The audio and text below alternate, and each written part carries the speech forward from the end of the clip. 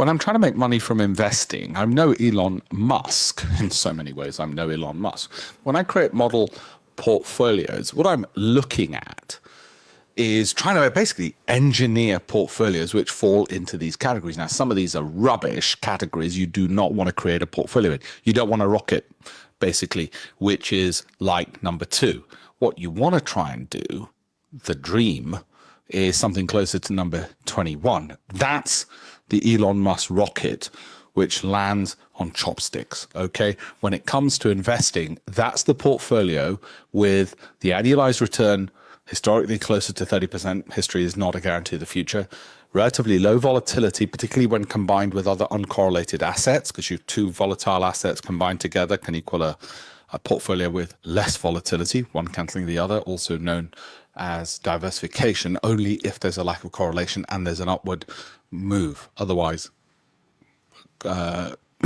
diversification simply means one thing's losing while the other thing's winning, and overall you end up flat and zero.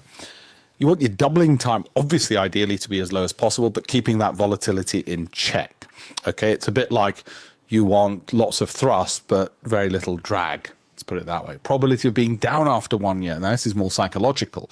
You really want to try and control those numbers so that after a year, you're not likely to be down. And you can see number 21 is the one that we are engineering, and we're very close to it. We are very, very, very close to that. Now, I'm just trying to wonder whether Elon Musk is going to get to Mars first or I get to that first. But we're very close, and I've shared it with the closest version we've got so far with our clients. Now, history is not a guarantee of the future, but I tell you what's startling about that portfolio. First of all, it worked over a prolonged period of time. So in testing a portfolio, think of it like a rocket. It is rocket science. It worked over a long period of time. So it wasn't just 1 day's data or 1 year's data, obviously. Secondly, with a large number of stocks. So it wasn't just, oh, we picked one stock for 1 year and wow, did we do well? That'd be stupid. So it was robust.